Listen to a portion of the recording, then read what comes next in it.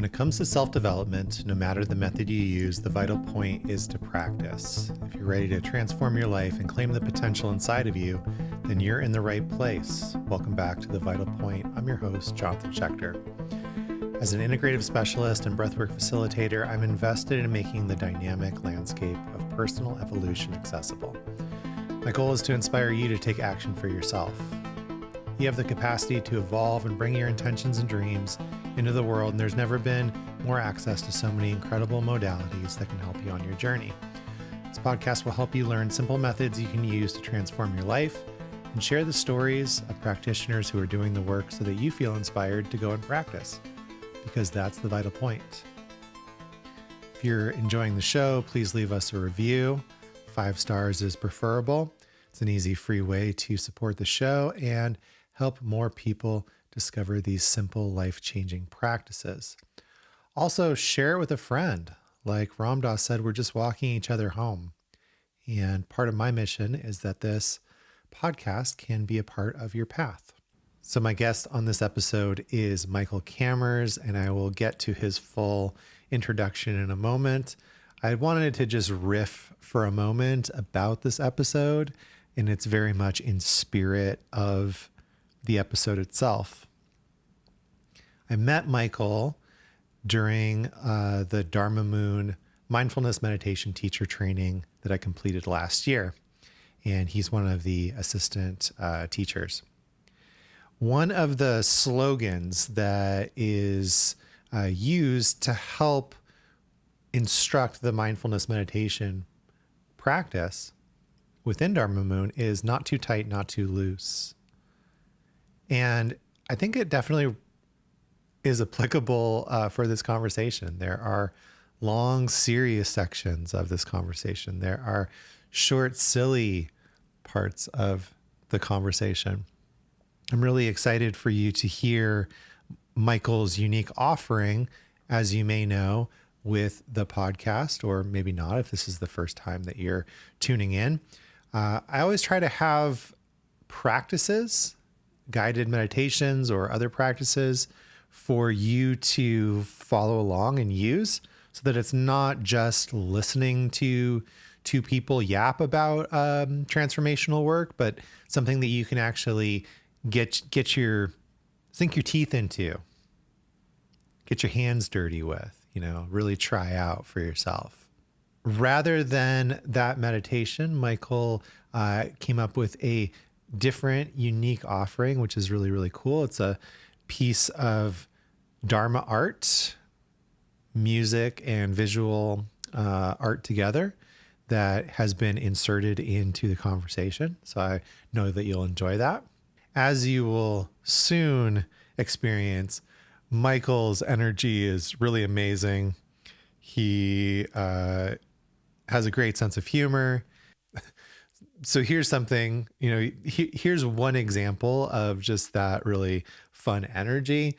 Michael, who's also affectionately known as MK within the Dharma Moon community, wrote me a very excellent and extensive bio.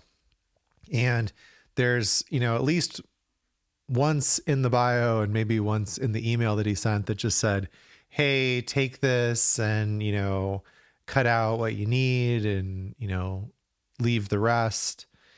And I sat down and I read it, and, in the spirit of this podcast and two people being themselves and, not being too tight, not being too loose, I'm just going to read the bio exactly as it was written, because MK did put a lot of effort and creativity into it. So here you go. A little bit more about the guest on today's episode. Michael Kammers is a New York City-based musician, music therapist in training, and spiritual practitioner who still writes his own bios. As an icebreaker, he would like you to know that, number one, you are the indivisible union of being, awareness, and bliss. Also, that we're all going to die.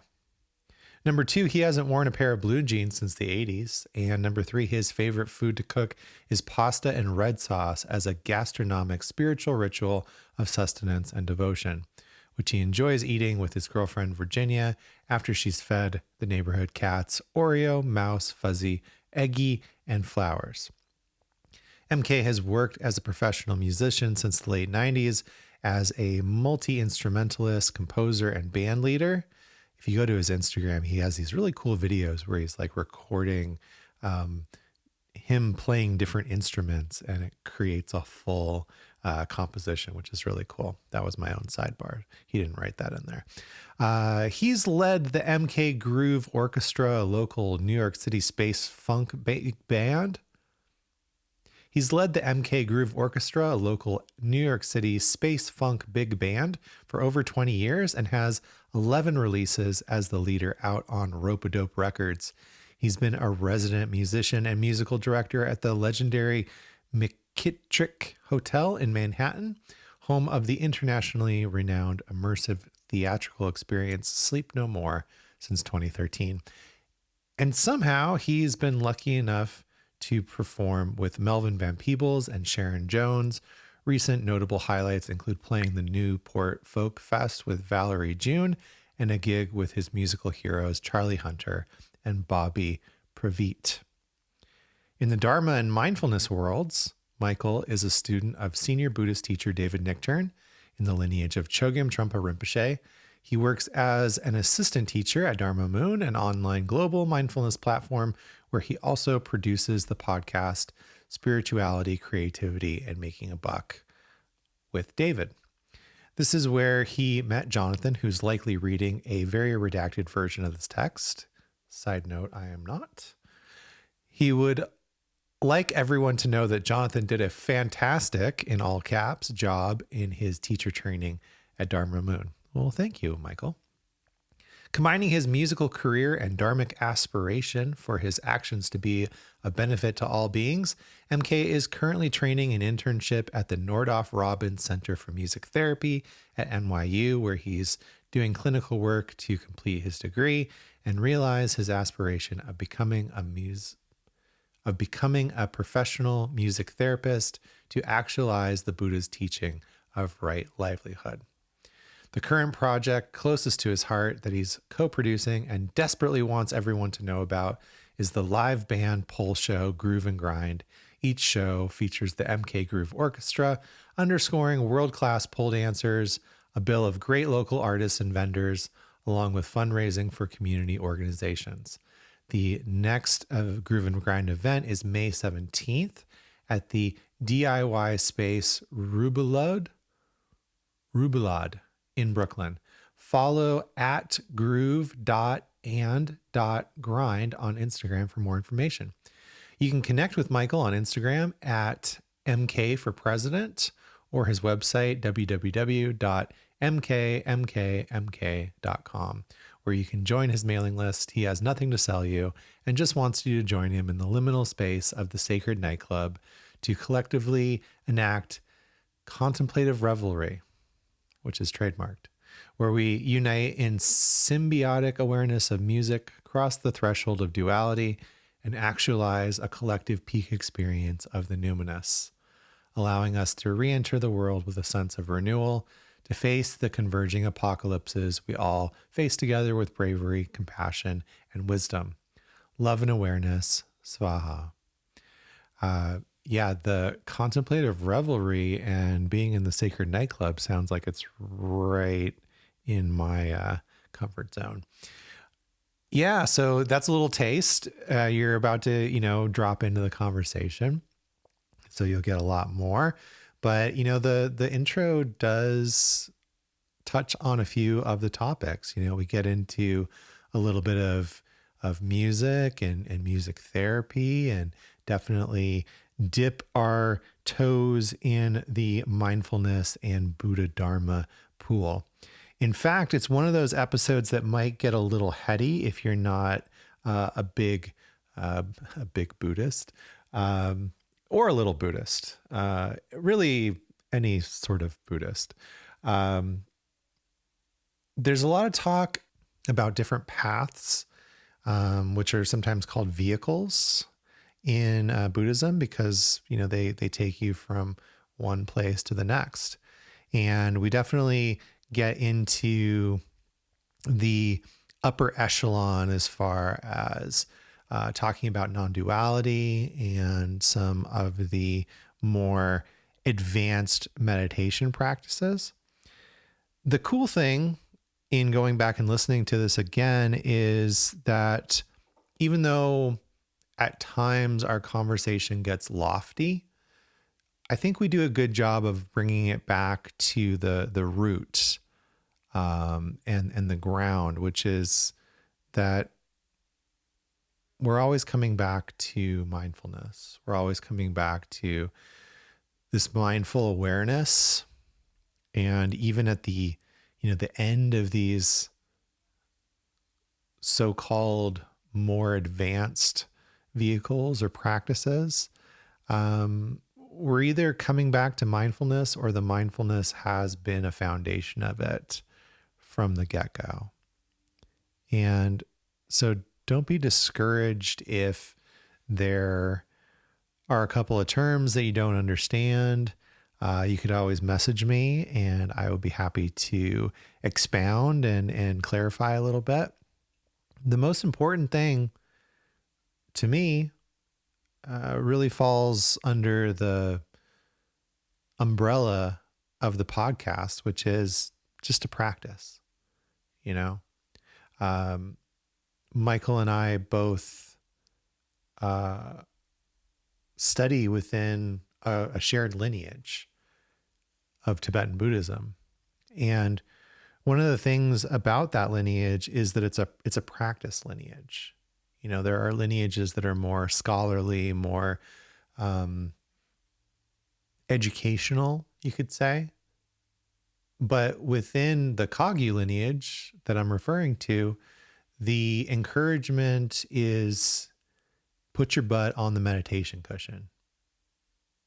It's the direct experience that you don't get from reading a book, you get from doing the practice. And to me, that really is aligned with the spirit and the mission of the show. No matter the method you're using, the vital point is to practice. So let that be an invitation to put your butt on the cushion or a chair, to take your seat, meaning straighten your spine, relax your shoulders, relax your body, not too tight, not too loose. Hands on the knees or in the lap.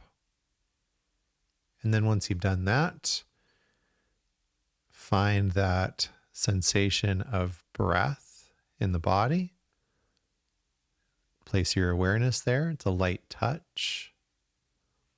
And then whenever the mind is wandered off, whenever you notice that you're not paying attention to the breath anymore, simply say thinking to yourself and bring your awareness back to your breathing.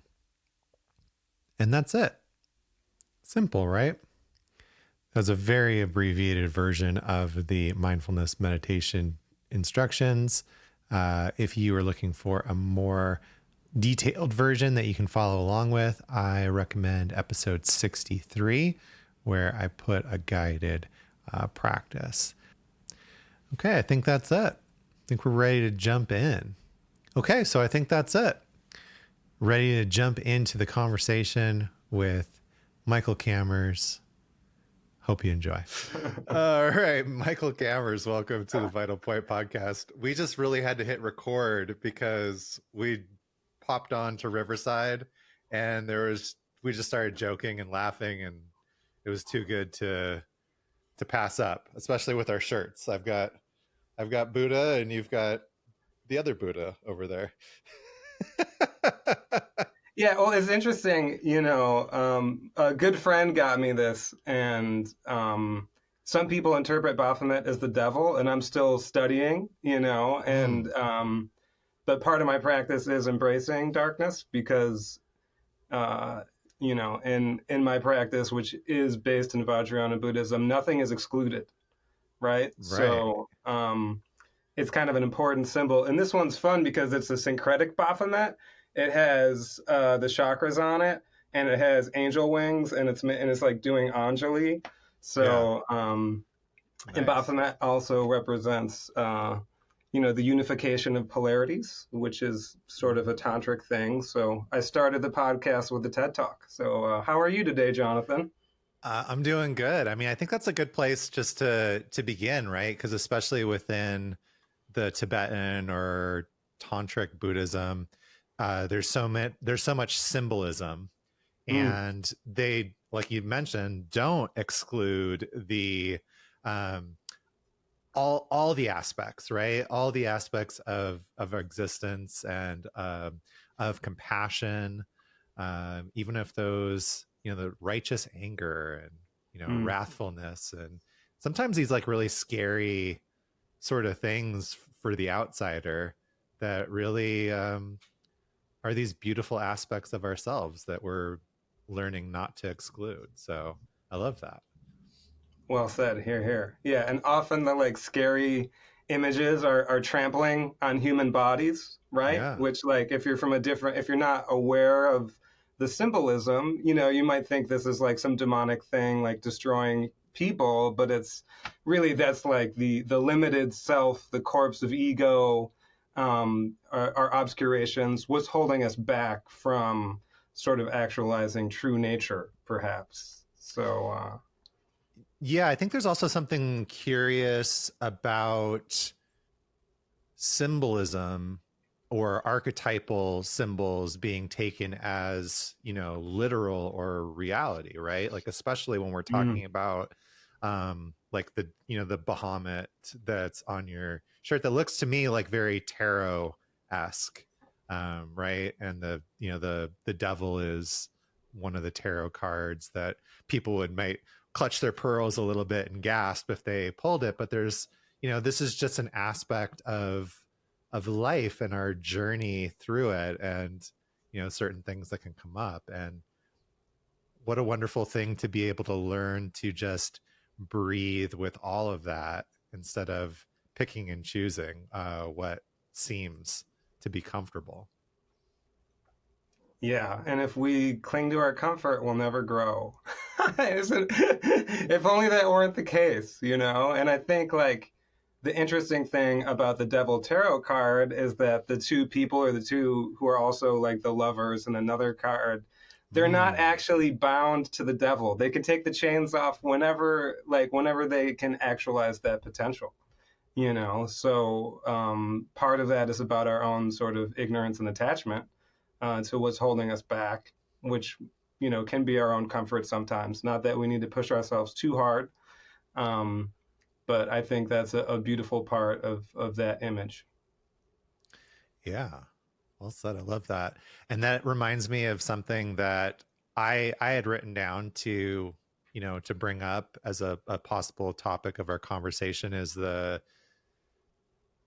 balance between effort and effortlessness. And I think when David was on the podcast, David Nickturn, our mutual teacher and your friend and podcast co-host, um, we did talk about that a little bit. We talked about the suddenly free from fixed mind and um, this concept of enlightenment being both simultaneous, like available in the instant, as well as something that we have to like work towards and practice and cultivate within ourselves, and like how those both exist at the same time. So I guess that's a good place to sort of officially dive in, right? Is like what comes up for you in terms of effort versus effortlessness? Two things: an image arose in my mind, and then my experience as a musician. So my sort of primary life path is as a musician, the way that I relate with the world and myself. Um, and yeah, discipline and form, right? So for us to like really let go. So if you're basing this and like sort of mindfulness practice has been great for me because in the simple act of breath meditation and coming back over and over again, you experience when you're too tight. You experience it physically in your body. If you're clinging to your emotions and your energy and they're not fluid or you're stuck in a storyline, you know. and you're pushing too hard and you need to relax, right? But you can also relax too much and then you're just like a puddle. So it seems as humans, we need this um, mixture of form and freedom, and like none of these things that I'm saying are necessarily original, profound insights. And that's the thing. These are very simple things, but to embody them is a real profound practice. So, for me, those first experiences of effortlessness in my life, or, to use maybe more common parlance, like a flow state, right, happened in peak experiences in sports, in intimacy, and in performance. And I really clung to those experiences and tried to solidify them, and then I had a big crash at the end, and it was very confusing, So, but having the grounding of a meditation practice gave me more access to flow states and just experiences of effortlessness in experiences that weren't peak energetic states. And like, as a man who's now middle aged, that's really important because I can't push as hard as I did when I was in my 20s, So in music, it takes a lot of practice, a lot of ritual, a lot of regimentation, and a lot of working on the fundamentals to be able to just enter into the music and flow in communication.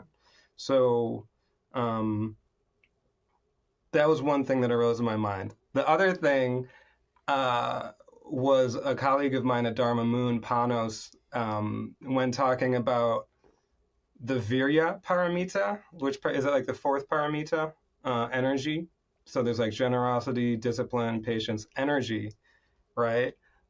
He used the analogy of like a sailing ship. It takes a lot of energy to get the sails up, but once the sails are up, you can just harness the elemental forces skillfully and move forward. But it takes getting the sails up. So I'm not a sailing person, but I thought that was a really beautiful analogy and maybe a better way to end this really long comment. No, I love that. There's a lot of good, I think, sailing or boat metaphors that we can use with mindfulness and different practice. I've been using this concept of dropping anchor. When we begin to practice and focus on the breath, and just thinking about, if the waters of the mind are super calm, the boat doesn't really go anywhere with the anchor dropped. But even if the water's kind of stormy and choppy, as it sometimes is, right, when we sit down and start to practice mindfulness, the anchor is going to keep us from going too far, hopefully.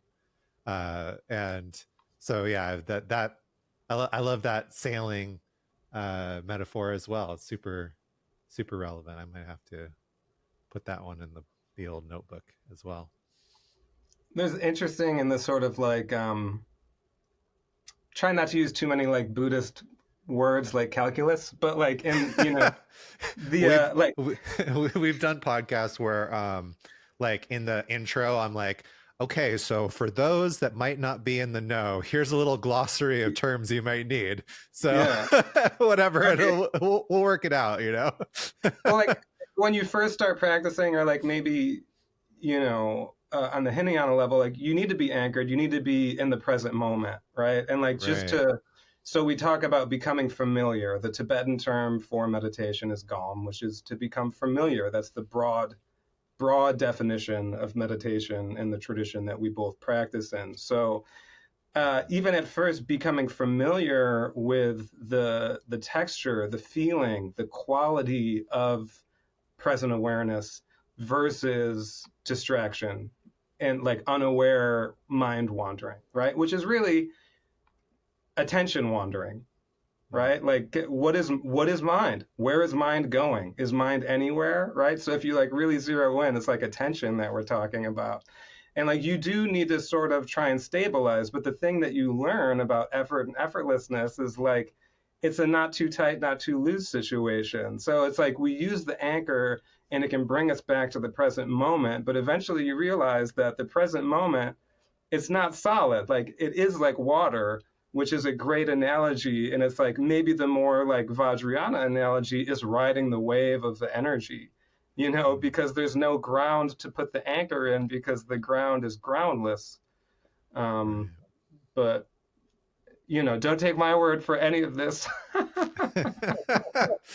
It's a nice, it's like a reading rainbow moment, but you Yeah. don't have to take my word for it. I guess what came up as you were kind of talking about that Hinayana beginning, and then as we progress, what's been alive for me in terms of that is my understanding and experience of empathy for other people. That um, the last podcast that I recorded literally by myself was talking about this trauma that I like a shock trauma that I had experienced, and uh, that before that I had been doing a lot of somatic work and therapy and stuff, but it was all complex trauma. It was all like, oh, here's the stuff that happened when my parents got divorced when I was 4, or stuff that happened to me as a teenager, or even stuff that I was processing from my marriage of like 12 years that had ended a few years ago. And like I got the concept that everybody is, everybody wants to be happy, everybody's trying to avoid suffering, that we all are going towards these same things, right? These very fundamental sort of Buddhist concepts. But I don't think that I truly understood like compassion or empathy until I had that traumatic event. Hmm. And because not only was I experiencing this thing, but what kept coming up again and again and again was, wow, other people are walking around feeling like this too. And for me in the beginning, it was like I felt like I was pretty resourced and pretty, I had a lot of tools for how to work through things, and I felt blessed to have a good practitioner and therapist that I was working with to help me process and support me. And it was still like the hardest thing that I experienced. It was completely life shattering, completely changed the trajectory of my life. And so what kept coming up time and time again was this empathy of like, this is so hard. What are other people doing that haven't done all this work or don't have these practices or don't have access to this kind of stuff? And there was somewhere in there as I was reflecting on it fairly recently where it was like, oh, maybe that's what it means to like truly enter the Mahayana, right? Where you're going from, hey, I got to take care of my enlightenment to, well, I know I can get enlightened, but everybody else needs some help too, right? And then the Vajrayana maybe could be described as all these different skillful methods and means to transform your situation, to work with what you've got going on, right? Because I can't turn back the time. I can't go back and remove that trauma completely. It's there and it's changed me. What am I going to do with that? Like it's, for me, it's helped me move into working more with other people and their trauma, or more into a service kind of path. So it was an interesting moment where I was sitting there and thinking about it, and like wow, I really wouldn't change this, even though this was like one of the most disruptive, challenging things that I ever experienced. So I love the different discussion of these different vehicles and how sometimes they're all happening at once, right? And so I guess to maybe make it more of a question than an exposition, how do you feel like we move through these different vehicles or methods within Buddhism? Like how does one progress in their practice? Yeah. I mean, abandon all hope of fruition. Yeah. uh, you know, there's a difference between surrender and giving up. Mm. And like you just said so much, and that was so beautiful. And thank you for sharing that with me and all the listeners, and sort of bringing our discussion into a heart space. You know, I feel more grounded after that share, and sort of more present in the conversation. Um, and yeah, so I just want to take a moment and honor that. And that is the beautiful thing about these practices, and acknowledging that we are, sometimes Buddhism is called the upper middle way, and we're both white men with varying degrees of privilege. And, if you have traumatic experiences, we've all had them. It's part of life, but I'm grateful to have been resourced enough to get the help that I needed.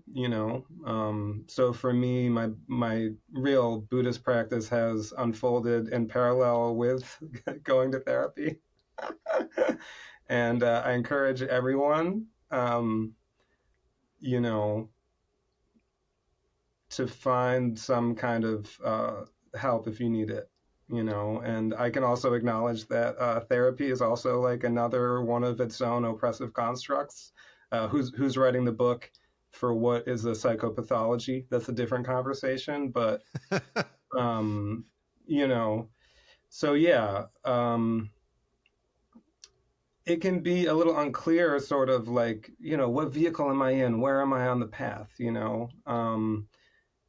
I eventually things have unfolded in my practice. I sat through a very traumatic divorce, and was fortunate to have found David around that time. And if we can, one of the core benefits of mindfulness is stability and resilience and clarity of mind. That's what we talk about at our teacher trainings, the Dharma Moon, which Jonathan, you've done, and those are really important things. And that's kind of this Hinayana level, right? So like if we don't have some kind of stability through the fluidity, like sometimes David uses a gyroscope metaphor, which is really good because it's moving and fluid and stable.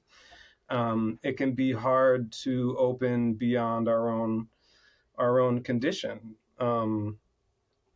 So Ram Dass would say suffering is grace, right? It's the friction in life that wakes us up. And eventually I remember being on the cushion and realizing that there was a body under this mind, under this brain, and coming into that, and then slowly opening my heart and realizing that everybody's suffering like this in a way that wasn't just intellectual. It's again like words are one thing, and they can be very constructive, but it's another thing to really drop down into our beingness and have those insights arise from wisdom or clarity space. So as far as me and my life path, I'm training to be a music therapist now. So I've been a performer my whole life, and to sort of speak to the therapy thing and resources and people having access to what they need in this culture, right? Like if we really want all sentient beings to be free on the relative level, people need resources. Lama Rod Owens says that a lot. And, he's a great teacher. I highly recommend people to check him out if they're interested in these things. So, I believe music is a powerful force, and it's a part of who we are as humans. Without like delving into what music is, music helps, especially if it's done skillfully and with intention. And we live in a capitalist society where music is kind of reduced to a product or a service, and it's so much vaster than that. So my aspiration through my Buddhist practice is to bring music into people's life as a resource who may not have it as a resource for their own well-being. And I'm not saying that to glorify my path or anything. I'm just saying as like a practitioner in the world who's spent some time sincerely doing these practices and has experienced a life shift, that moving in that direction is a part of that, as far as the bodhisattva aspiration of from the Mahayana level of Buddhism where we started this thread, Mhm. um, to for our actions to be of benefit. And I know I fail at that every day, but I get up every day and I try and do a little better.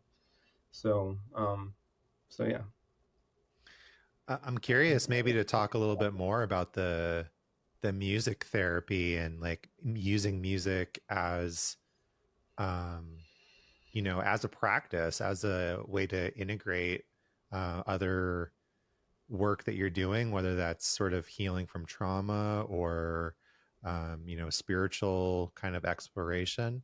Because I think for me, like before I knew any of these terms or practices or anything like that, as from a young age, music always felt like medicinal in a way. Like it always felt soothing. I remember going to like art museums and looking at paintings or sculptures and always kind of like feeling like blank and having this thought of like, I wish because I know other people are moved by this painting or whatever, this sculpture, this other Mm, art. I wish I felt the same way about this that I do when I hear music. Because when I hear music, there's things that are happening inside of me oftentimes. It's like um there's like an inner vibration that the music is hitting and like activating, and that could be joyous, it could be kind of melancholy and like in a acceptance of some of the grief and sorrow that also exists in the world. um like some of my most powerful memories, I think, are have music involved in them, you know and so yeah, I'm curious to hear more about music as a therapeutic tool and practice. yeah, it's a big conversation, but I think like what you just said just speaks volumes, and it's a very personal experience. Yeah. It's a group experience, and it's like a universal human experience for the most part, Mm. and yeah, a lot of what you said was about sort of emotions on the energetic level and how music can sort of meet you there and it can spark things inside you. It can be a medium, a holding space for challenging emotions. The experiences that we have in music, our identities form within music and around songs, around certain eras of our life. Mm. Um, it's such a vast thing. It can be challenging to actually really talk specifically about it as a therapy within sort of our clinical Western construct of therapy. I know this is a psychedelic space. I haven't done ayahuasca ceremonies, right? But the shamans like sing and they whistle ikados, right? I think is the Mm-hmm. right. And Yeah. it's like those songs are like, they've received from the plant consciousness and they communicate with it. So, like the depths of communication that can happen with music, you can communicate non verbally with music if somebody doesn't have verbal capacities, but you can communicate. I've had the amazing privilege to work with people. I've worked with seniors with dementia. I've worked with children with multiple disabilities and autism at this point. Like, if somebody is living in a senior center, they can't verbally communicate with people. They have very little agency in their life. Can you imagine? Talk about empathy, right? Like what that must feel like. And then like you're holding a shaker and they're holding a shaker, and all of a sudden like your beings meet and like that person realizes they're communicating with somebody, like the energy that comes through and Yeah. that kind of experience. So, in that context, human dignity, it can reverse cognitive decline, or not reverse, I'm sorry, it can sort of slow cognitive decline. And, the way our brains encode memories. Um, I'm not a neuroscientist, but I've had some training. Um, you know, People are pretty aware around seniors and dementia, like how music from their youth, like preferred music, can sort of reignite their cognition. And it can, like, memories will come back. It can reconnect them with their identity. They can reminisce. I've been with a room of seniors who were just totally flat and non-communicative, and after an hour and a half, they're like a community. So music therapy is a tough term because in most therapeutic modalities, right, it's blank therapy, and the blank is what's being worked with, right? It's Mm. physical therapy, it's psychotherapy, but music therapy is the medium that it happens in. And like sort of the strength and weakness of it as a field is that it's so diverse and can have so many effective applications. Like if you've had a stroke and you're trying to get your gait back, your walk, like uh, you're going to get your walking back capacities more quickly if it's to a song that you Right. like that's at a certain tempo. Like, have you ever exercised and listened to music? It's like there's therapeutic efficacy for that kind of thing. So it's a vast world, and if anybody's interested, um, you can go to the AMTA website. Is like just put American Music Therapy Association in, and I would like to touch on how it relates to the psychedelic space a little bit, but I feel like I've been talking for a long time, so I'm just going to pass it back to you. Yeah, no, the definitely within the psychedelic space. For me, I remember like my first going into my first ayahuasca ceremony. That was one of the hardest things to wrap my head around, like cognitively. I was like, okay, I understand I'm going to drink this hallucinogenic brew and something's going to happen, but you're telling me that some song is going to be actually healing me? Like, get the fuck out of here, basically. Um, and then it happened. It was like an experience, and it was like, oh no, this is really happening. It's like it's hard to it's hard to deny when you're just sort of sitting there and nothing's happening, and then somebody starts whistling or like playing a very simple rhythm, or singing a song, and like you all of a sudden start to purge, and it's like Mm, there's something I can't exactly, like, I couldn't explain to you in a scientific term of what's happening, but inside, like there was nothing there before, and then she started singing and something started happening, and there's a there's an interesting debate, I think, within the psychedelic community of, within a ceremonial setting, should music be live, or is it okay to have recorded music? mm, And um, I've always been of the opinion that I felt awe and respect for people who have created music, whether that's Icaros or healing songs or, mantras or whatever it is. And not only is that medicine able to transmit in a live setting in a room, but your magic is still there, transcending time and space. You might not even be alive anymore, and it reminds me of like the the lineage holders that we study within Buddhism. It's like people are still getting immense, like unmeasurable value from somebody like Milarepa's, spontaneous songs of realization. And you know we weren't there in the cave with him, and yet I can read his words and get something and like learn from it and experience something that transcends actually like the contemplative, sort of just reading, like reading a book.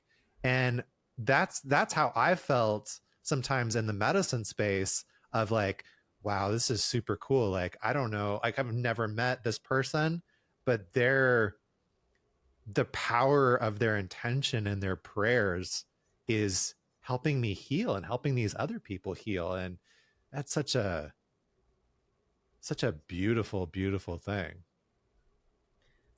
yeah.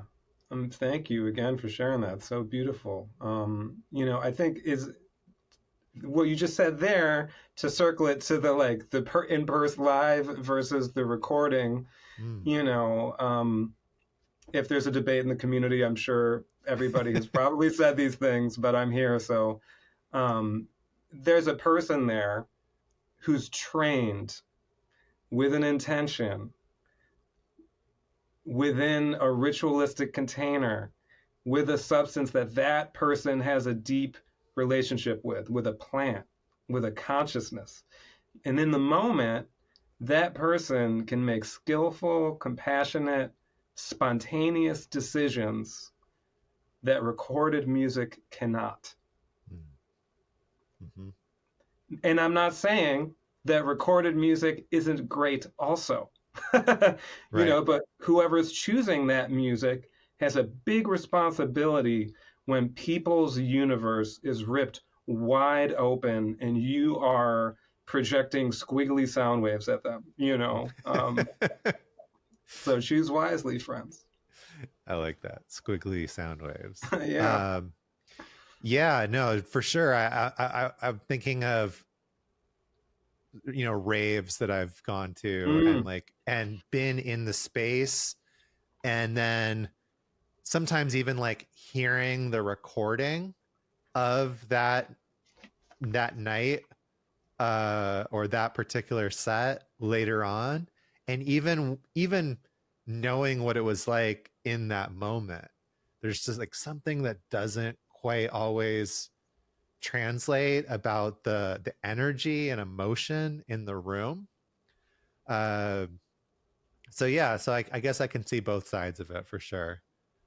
um I will share another story of, you know, my main Buddhist teacher, Garchen Rinpoche, is sort of Mm. known for working with this prayer wheel, right? And this, so it's a wheel that he's spinning, and inside of it are millions of prayers and mantras. And so every time the wheel turns, there's all these prayers are just these squiggly lines that might be invisible, are transmitting out, right? And kind of using that intention of that he has of benefiting all sentient beings.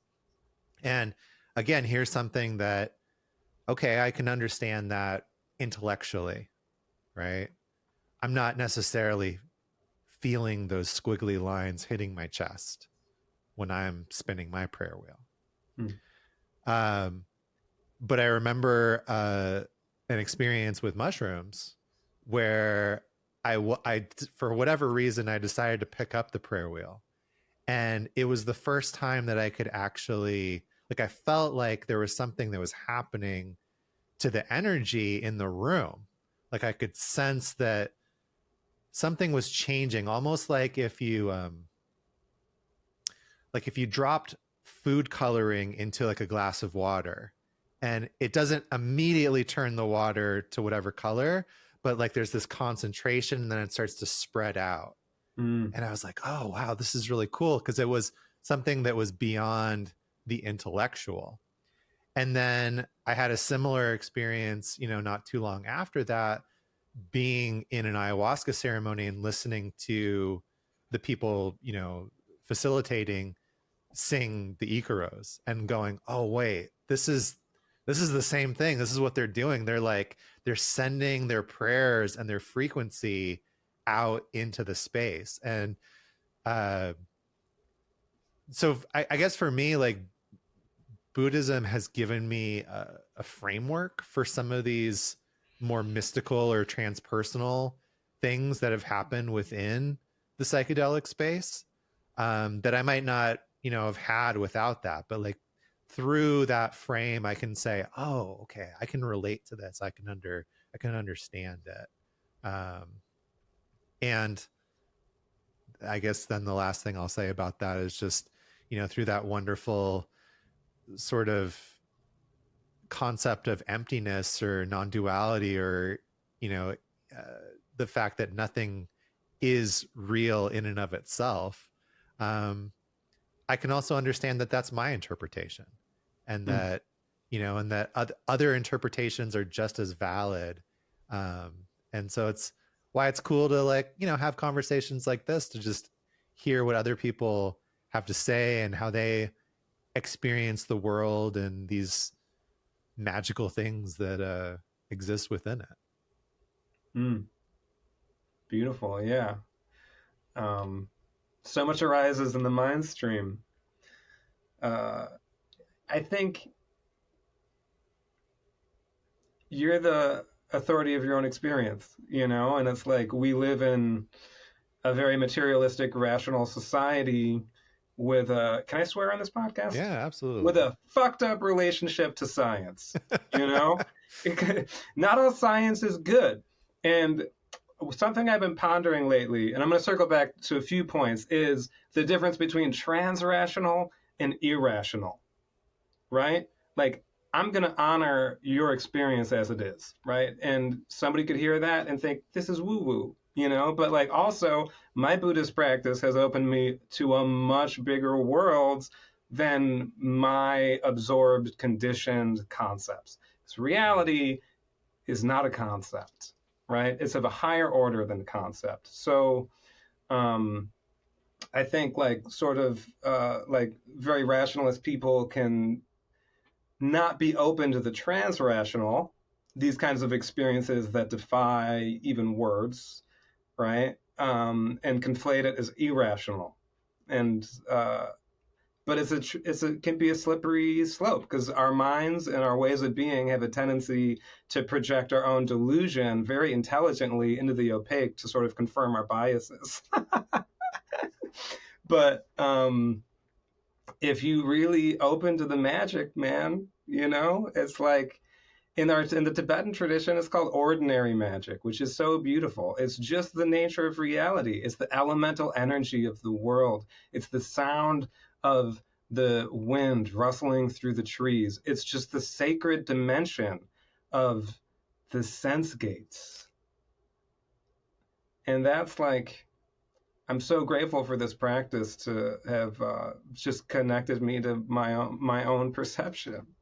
And then within that, like you can feel on a deeper level. And energy is such a hard thing to talk about.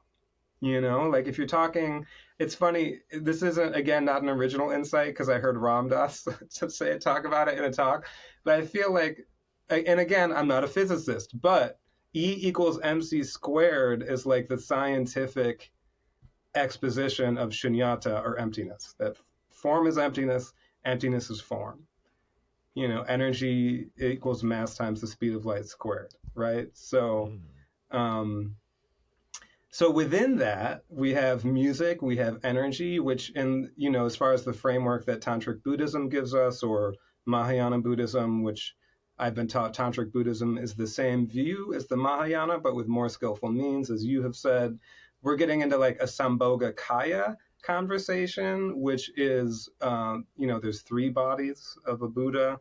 The Nirmanakaya is the emanation body, the physical form body. The Sambhogakaya is the energy body, the bliss body, communication, music. And then Dharmakaya is the truth body, or like ultimate mind.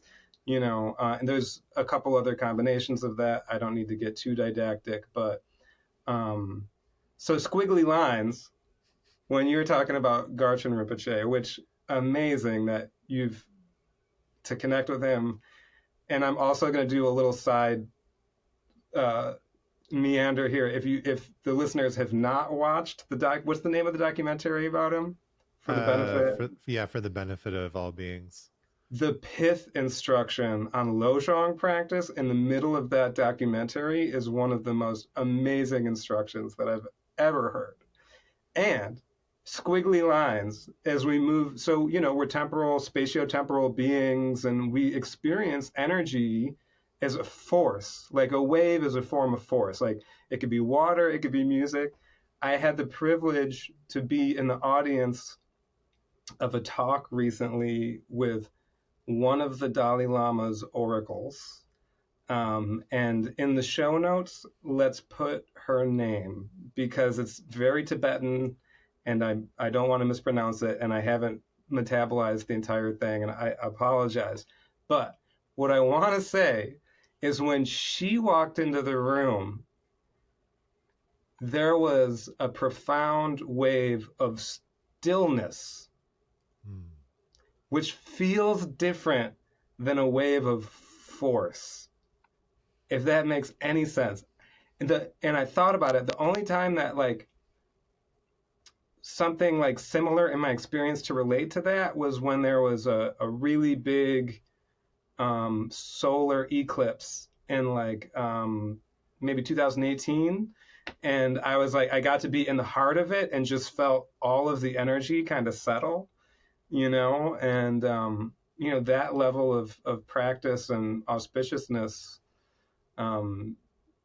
can feel like a wave of stillness. So that's something to consider in this, in this experience that we're having, that even our stillness can be a wave. Yeah. Thank you for sharing that. And I'm glad that you brought that up, because it was something that I had made a note of, and then the conversation had just moved so quickly away from it. But do you have any words for what stillness feels like to you in your body? Because like for me, like my mindfulness practice has become, I think, so fused to the somatic awareness, and like that's one of the foundations of mindfulness is foundation of feeling, and a foundation of emotion, and these different things. It's not just thought. Um, so I'm curious if maybe any words came to mind to experience of your experience of that feeling of stillness. Right here, right now, simply being. There's space for everything. Hmm. I feel like to come close to articulating stillness, it takes poetry. Um, and that's something that I'm exploring too, because the mindfulness practice and meditation has shifted my relationship to it, because we're habitually in motion, and it's our emotions, it seems, in my experience and my understanding, it's a chain reaction of habitual patterns. And especially we hit our edge, we have things in our body that are beneath the threshold of our awareness, and instead of just sitting with them, we get into unconscious movement and actions. So yeah, a sitting practice may or may not be for you, but water, again, is a good analogy, right? Like stillness and clarity are related. If you, like when I teach my beginner mindfulness, I want to get a snow globe with a Buddha in it. So I can teach this. Yeah. Like you're moving around, you're in your monkey mind, and it's like, it's all shook up, and then you put the snow globe down. That's your shamatha, your placement of attention, and slowly it settles, So it takes time for things to settle. And also, the nature of mind does not change whether mind is moving or whether mind is still. So in practice, we need to let go of our bias for stillness to experience it. Yeah. Yeah. So I don't know. I guess I could ramble more, but stillness, Please do. silence, Yeah. stillness, silence, and spaciousness. Those are the three pillars. David talks about them from Tenzin Wangyal Rinpoche, and it's interesting to think about how those relate to mind, body, and energy. But yeah, or like connecting to Rigpa. I spent the last week in my first retreat, and just it was a very Dzogchen open awareness retreat, and I was very fortunate to have a week to be in noble silence, right? And sort of let things settle and connect to the open, spacious aspect of awareness, the knowing aspect of awareness, and the aspect of awareness that's loving or willing to be in relationship with everything. And I think stillness is maybe more of a spiritual state than like a physical, energetic, or like mental one. But I don't necessarily know how to find those things. And now I'm rambling, so I'm going to pass it back to you. So would you say, if I'm following, and I like this analogy of the snow globe, and so tell me if I'm following you or not, that as we have a mindfulness practice that helps the stuff that's swirling around in the snow globe um, settle or disperse, then we can spend more time hanging out just in the space with the snow globe, because we've sort of broken through some of those habitual kind of patterns or uh, things that are just always swirling in our own personal snow globe. Yeah. So I think there's the notion of a gap. It's meditation's a ritualistic practice, and there's a threshold to ritual. There's a clear beginning and an end, and in that ritual, we apply a technique. And mindfulness or shama, the way that we practice it is mindfulness awareness, shamatha vipassana in my tradition, and you're going to okay, we're going to talk Buddhism. The Yeah, let's awakened do it. the awakened state. There's all these words. How about just the natural state is Mm-hmm. actually unconditioned.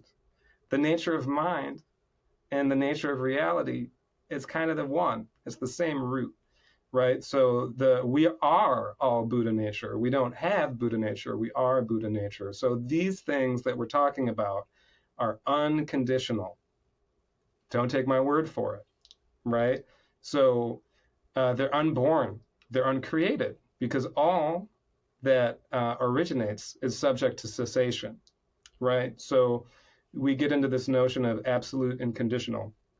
Conditional mind, the mind that we spend most of our time in, that until we have some kind of practice or psychedelic experience, we think that's kind of the totality of experience and reality. Again, don't take my word for it. This is my experience from my own experience and from looking around, right?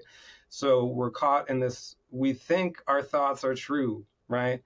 And one, I'm open to the fact that reality includes subjective reality. So, the Buddhist thought can get like pretty intense on your subjective reality.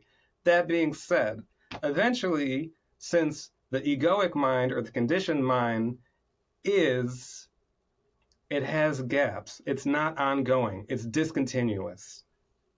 The natural state, whatever you want to call it, is continuous because it's not dependent upon cause and effect, right? So you can hit a gap where you get a glimpse. And in the words of, David Echoes Trungpa Rinpoche, um, disown the gap because you can't recreate it because the nature of mind is always spontaneous and fresh, right? So you just got to be right where you are. But this long Buddhist exposition to really say that these wiggly waves in the snow cone, all this snow, it's not an enemy. You just need to become familiar with it and see that it is arising within spaciousness. We think that we're stuck in it's like a whiteout, right? We're in a white. You can't see if there's so much snow. You can't see where you're going. And these Mm-hmm. practices can open you to stillness, to silence and spaciousness in a different way than when you're moving through the world and the blizzard is arising, you can accommodate it. You can expand to accommodate the storm that is like weather, right? And you can stay connected to present awareness and acknowledge that all of these things are arising in space. So to do that, you need to move through your boredom. And when David talks about spontaneously free from fixed mind, traditionally the progression, which you can't force, is you experience hot boredom, right? Like agitation, you experience cool boredom, you're just like, oh, and then eventually like you might experience this experience of spontaneously free from fixed mind. Also in our lineage we talk about connecting with the tender heart of sadness. You also connect with your own tender sad heart. And then in my experience also, to echo you, Jonathan, embodiment. So um, I just said a lot of stuff again, and I hope it was coherent, and I'm going to throw it back to Jonathan. Yeah, no, I love it. Uh, hmm. I like thinking about the gaps. Um, there was a nugget that I got from another meditation teacher, and it wasn't to me directly, but there was something when I heard it, I was like, that makes sense. Um, but he was describing working with a new student, and they were saying, well, like, I'm really having trouble, um, just kind of clearing the thoughts, or dealing with all the thoughts that are going through. And he said, well, what if you just noticed the space between the thoughts? And I thought that was pretty brilliant. It's definitely resonated with me, and it still resonates with me right now, because I am working with a lot of people that may have been practicing mindfulness for the first time. And in the context of where I'm working, which is, a residential treatment center for behavioral health and substance abuse. And I've almost incorporated this, like, right at the beginning of, like, hey, let's talk about what mindfulness is. This is not trying to clear the mind. We're not trying to get rid of the thoughts. Because I've heard it so many times of, like, well, I tried meditating once and I just couldn't stop my thoughts, so I just gave up. And it's like, look, if you learn how to stop your thoughts, then I'm going to get on the floor and you can teach me, because I still have thoughts. They're there. It's just, it's part of being a human being, at least for me, or in where I am right now, and have been for most of my life. But yeah, just to be able to observe the thoughts, to not get attached to them, to not add new layers, new thoughts or narratives onto them. And then I think for me also, when I started to notice that awareness happening outside of the meditation practice itself, when I noticed that little gap as I'm, like, opening my mouth to respond to somebody, and I would say a reaction would be more appropriate description than a response, right? And then I could just, it's like almost in a movie where, like, time just completely slows down, and the narrator, like the voiceover, is still there, even though everything is slowing down. And it's like, oh wait, I can just watch this thought and let it go, rather than, like, act on it and react to it. I can just notice how I'm feeling about what this person just said to me, or getting cut off in traffic, or whatever it is, right? That to me is just priceless, and really made me go, I got to keep doing this. Yeah, well, you taste the fruit a little bit, and if you practice consistently for, like, I mean, if you read, like, Amishi Jha, who's a contemplative neuroscientist, 12 minutes a day for 4 to 6 weeks, they start to notice benefits in attention studies, right? So that's from a sort of, like, optimized perspective. But let's take it back to clarity. In Buddhist mindfulness, which is where this conversation really is. When we talk about clarity of mind, is what Jonathan is just saying. It's not a mind with nothing in it.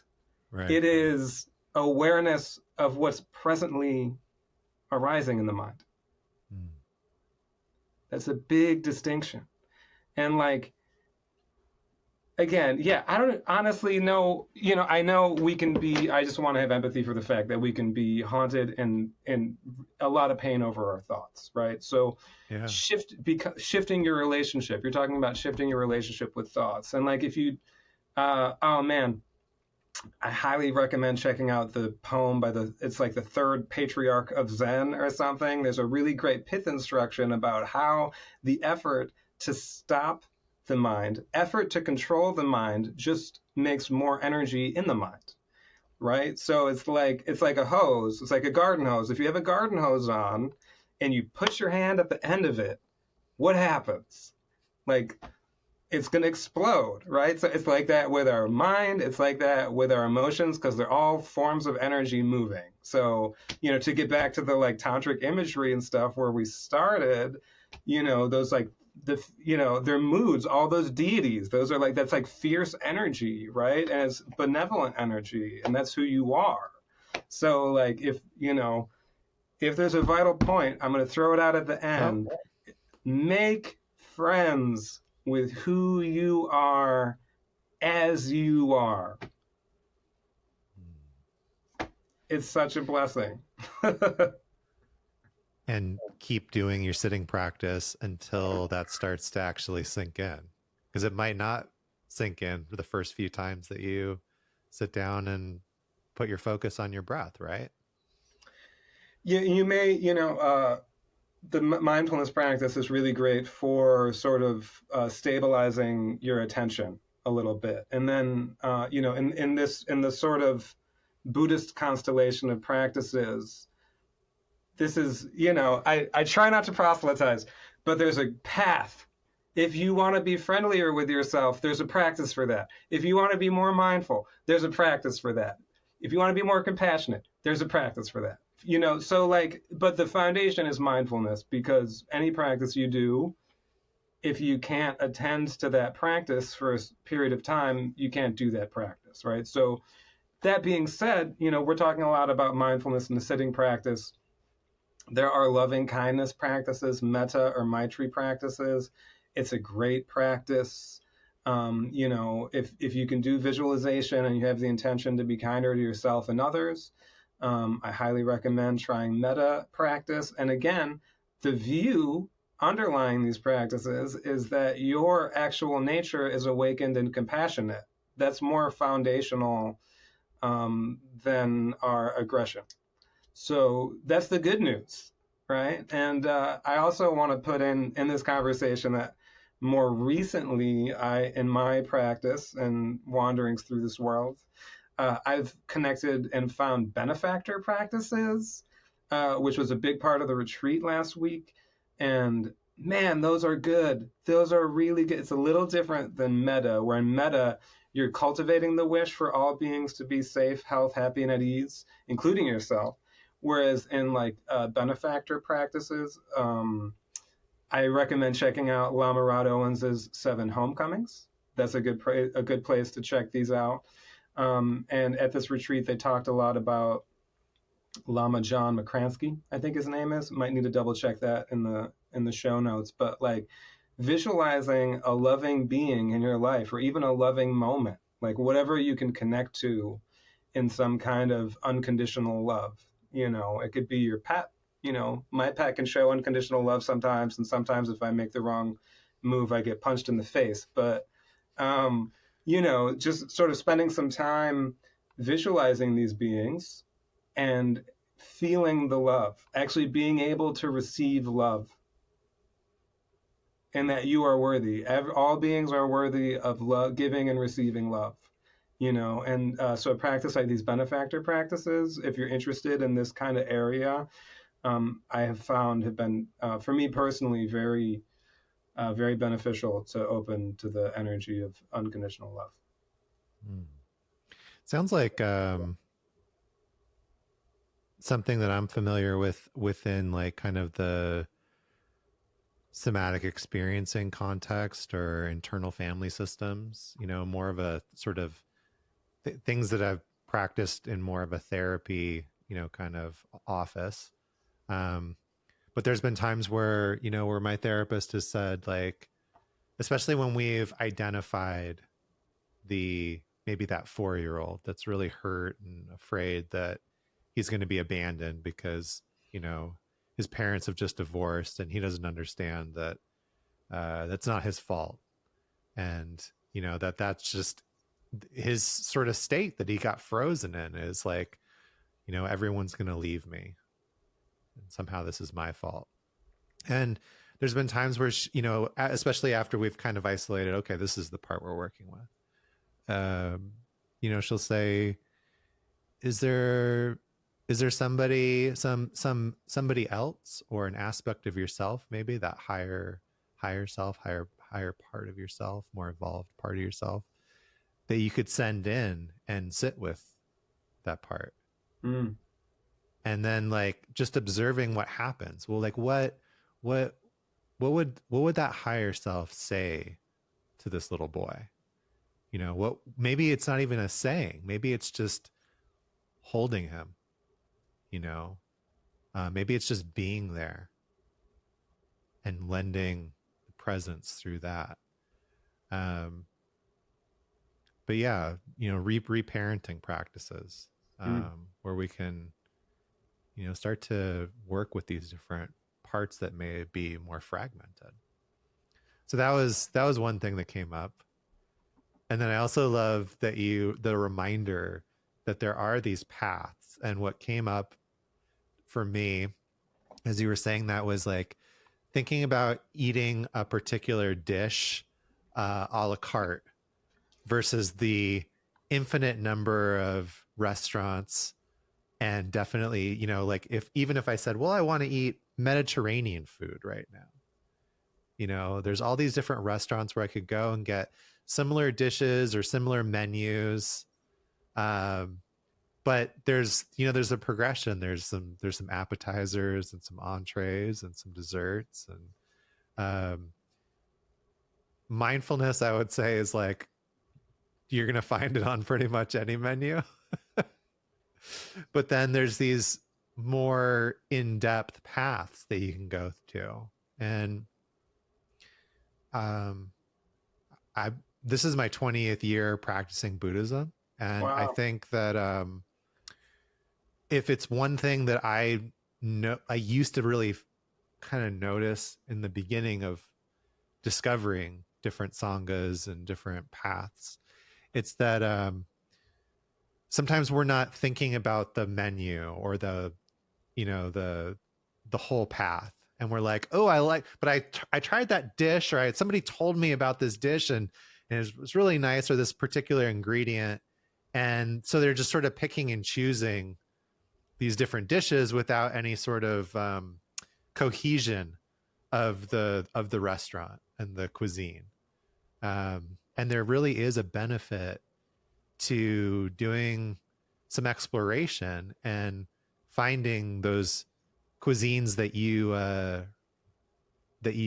can relate to and that you feel like you can eat on a regular basis. You know, um, whether that's Lojong mind training practice or the Lam Rim, the graduated path, and these are just within the Tibetan traditions. I'm not, you know, admittedly not as familiar with other sort of more, let's just say with the metaphor of cuisines outside of the Tibetan sort of flavor. But within the Tibetan tradition, there's so many different, you know, kind of ways that you can go, and in terms of starting at one place and continuing to sort of progress. Anyway, I've rambled for quite a while there. Well, yeah, and not to I think I agree. There's a potency to finding like one well, right? Like in like in spiritual or in Buddhism, they talk about like find one well and go deep, and so like not become like a spiritual tourist where you're just sampling at the buffet. But at the same time, it's like, look, these practices work for us, and like everybody has to find what works for them, and maybe the buffet is right for you. I don't want to like dismiss anybody else's practice, but Yeah. I think to go back to stillness, it's easier to sort of, we need to feel resonance, I think, to guide us on the path, right? And it's easier if we can get quiet in some kind of way, some kind of practice, that can help inform us where our resonance lies, and help us find the path forward into whatever restaurant we may want to go to. What would you, if you could go back in time to when you first started meditating, what's some advice that you would give yourself, like that you wish you knew then that you know now? Find a teacher. Because I think like I've dabbled, my butt really hit the cushion in 2017, like consistently, finally, after like a lifetime of like kind of like dabbling on and off the cushion and like yoga, like really music was my primary spiritual practice. Like you talk about breath work, you talk about placement of attention and awareness, play long tones on the saxophone, one long note at a time for like 15 to 90 minutes a day for years. You know, that was a really stabilizing practice for me. And then I became a professional musician, and the conditions of my life and other things around it made me lose that basis as my ground of a sort of a spiritual path. So, and it took a while. And then, I became a mindfulness practitioner. When I reflect back on certain parts of my earlier life, um, you know, yeah, it was like sitting down and thinking like I was failing or getting frustrated because I didn't understand the view of meditation, right? Which in like, especially David and in Buddhist traditions, it's very emphasized in most traditions that to have some understanding of what you're doing to inform it, and that can lead to a better outcome, right? So we talk view, practice, result, or ground, path, and fruition. And I lacked that. So like, but I think also maybe I would just say like I would just tell him honor where you are in your journey. He'd be like, get the fuck out of here, old man. Who are you? Like stupid shirt. And like it's like we have to have empathy for our past selves, but like, yeah, I think these are simple practice. Like mindfulness is a simple practice, but it is powerful. If you stabilize a practice and you do it consistently, you're going to have experiences where community and an ethical teacher is very important to help you because they've been through the path, like, especially if you have trauma or if, there are contraindications for certain kind of practices. Like I'm not a huge fan of the medical model, but like all these things are important to know. So yeah, find some community around your practice. It can be very, some people. I have friends who are very committed solo spiritual practitioners, and I honor that, But finding some community is really important, and somebody who can give you good instruction and answer some questions. And I just also want to touch base. I haven't publicly stated it, but I just kind of, because I mentioned Trungpa earlier, and I'm talking about community, and that a lot of harm has happened in spiritual communities, a lot of patriarchal harm, right? So especially, and within my lineage, I just want to acknowledge that, like Trungpa Rinpoche and the Shambhala community, harm has happened, right? And like at the same time, all these teachings that have helped me profoundly in my life are very good teachings. So use your discernment. Right. I think that's important to separate the teaching from the teacher sometimes. I was talking about that the other day with this book, The Mind Illuminated by Culadasa. And Culadasa, another, sort of modern teacher with a lot of controversy around him. I would not want to be around that kind of energy. This book, on the other hand, is fantastic. It's just, it combines neuroscience and Kamala Shila's stages of meditation. So it's like, either you got to have access to a really wise, meditation teacher, or, go back to like the Dalai Lama's book, Stages of Meditation, where he's, doing this, talk about this book that's 1,000 years old. Or you could look at this book. It's all really good, and it's in like, sort of modern language so you can understand. I've found tremendous value from that book, but again, separating the teacher from the teaching in a way that isn't a bypass or right. leading to like a culture of complicity, and we don't need to go super deep unless we want to, but yeah, it's tricky. So find community and be discerning, and you can teachings that are very good. You could even say pure can come from people with issues who've caused harm. And just, when we're talking about these things, kind of just honoring that and having empathy. And also, I did want to I mentioned Trungpa, and I'm in a public forum, so I would just like to sort of make that statement in a public forum. So, thank you. Thank you. Yeah, I think that I wanted to say something about, you mentioned that the practice being simple, and also while acknowledging that it is simple, that it's not always easy, as we've kind of mentioned, but also that there's nothing wrong with simplicity. Like, I think sometimes people are grasping for the shiny object, and when the simple foundations are really enough, those simple practices are the main practice. And even if, in my opinion, even if you do want to progress into these other practices, having that foundation of simple things like mindfulness is only going to enrich and make those other practices stronger. Like, you gave the example of using visualization meditation. Well, I don't know about anybody else listening to this, but for me, it was a lot easier to maintain a very complex visualization after I knew how to just focus on my breath for a while and, kind of tune out some of the white noise and the snow that's flying around in my mind. I'm not getting so distracted by like, oh, squirrel, So, having those simple practices not only are wonderful in and of themselves, but can enrich so many other aspects of the practice.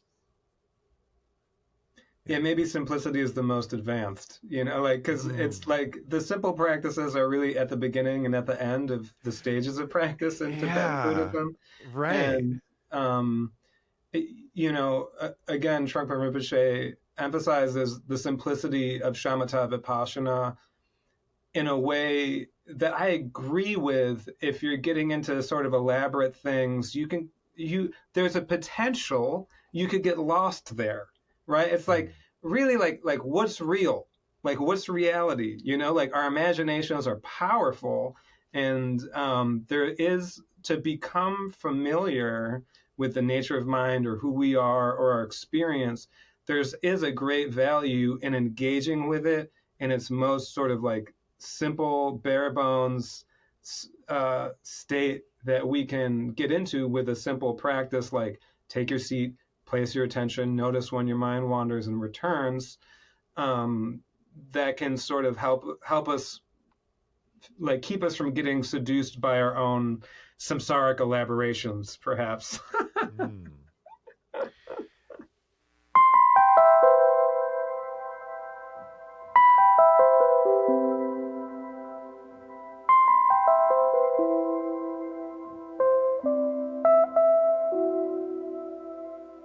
Feel your heart.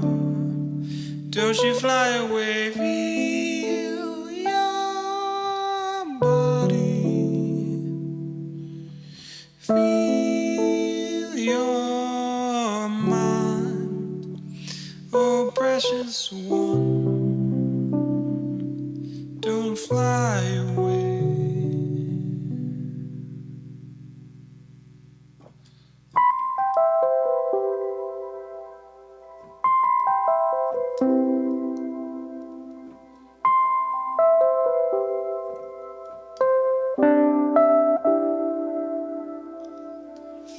See your heart. Don't you fly away. See your mind. Be your body. Oh, precious one.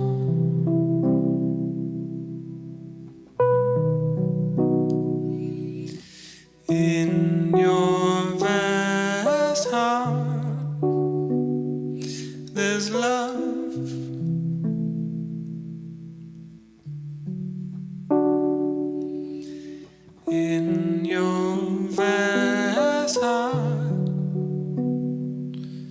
There's wisdom right here. Listen to your heart beat, dear. Listen to your heart beat, dearly. Listen to your heart beat, dear. Listen to your heart beat, dearly. There is love right here. I really like that analogy of the snow globe. I use it quite often. There are people that I've worked with where just sitting down and focusing on their breath is too uncomfortable. You know, they're not ready just to do that. So like as we take that snow globe that's shaking and swirling and you know, we're in that whiteout condition and we set it down and we allow it to settle. There's some of the snow that starts to settle. It's no longer obscuring our view. And then there might be some particles that continue to swirl and that don't settle down. And those, I think there's an invitation that those are the things maybe to do a little bit more work around. Like maybe take those things that are still swirling to the therapist or just somebody else that you're working with. But instead of like, I'm in a complete whiteout condition, I've gotten, you know, I've reduced the volume on 70% of it. Now the 30% that still needs to have more attention and more focus is much more clear. It's easier for me to point it out. So I think that's where the other analogy kind of comes in, is like sort of this traditional meditation analogy of scooping water from the river and not being able to separate the sand and grit and dirt from the water. But when we set the water down and let it settle, the dirt settles to the bottom and we can scoop it out, right? Much easier. And then what are the things that are still in the water? What are the things even after that sort of settling that are still there? And I think for me, that's been one of the most valuable things about mindfulness practice, is being able to tune out, turn down, or relate in a much more gentle and compassionate way the things that really don't need my attention, so that I can really have more clarity about, oh, this is really a sticking point. This is something that I might need to do a little bit more work around, being able to accept and let go of. Insight. It's a part of the practice, you know. To use the Sanskrit shamatha vipassana, the vipassana part translates to superior seeing. Sometimes it's translated as awareness. Not the best translation, but insight spontaneously arises. You see the things that stick around. So there is, you know, this clarity, insight part of the practice that can be of benefit to us and those around us if we can address those things, you know, like when you're talking about the internal family system stuff, like we live in an interdependent universe with others. So it's not self, you know, well, I don't know. I'm struggling for the language because I want to say self-absorbed or selfish. Like in doing these practices, even though you're sitting by yourself, it's relational, you know. I find myself more capable of like trying to reverse intergenerational trauma in my family from breaking habitual cycles and stuff like that. So that being said, you know, we are in a new era of, in my historical reading of mindfulness and meditation, spiritual practices being used in therapeutic spaces. And that, like, that's sort of, you know, John Kabat-Zinn has been doing it since the 90s, and MBSR is like a gold standard kind of, it is the gold standard for clinical mindfulness. And like these can be very healing modalities, you know. That being said, you know, there are people I really respect, like John Wellwood, who was a lifetime Buddhist and meditator and worked as a therapist his whole life.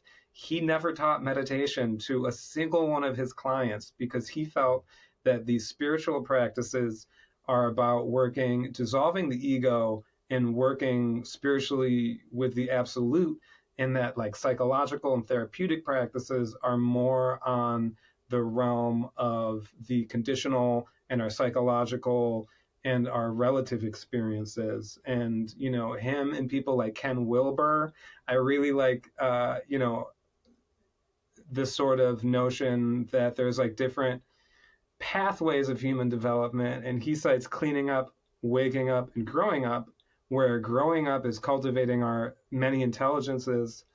Waking up is waking up to our true nature, sort of this kind of spiritual component. And cleaning up is more like the shadow stuff, like that traumatized kid who's frozen at 4 years old and is beneath the threshold of our awareness. And because we haven't healed that, we haven't cleaned up our behavior because it's being driven by unconscious traumas and things that are beneath the threshold of awareness. And I'm not staking out a position on that. I just think it's an important thing to consider while we're embracing all these different modalities, including some that are indigenous, you know, and bringing them into the medical industrial complex.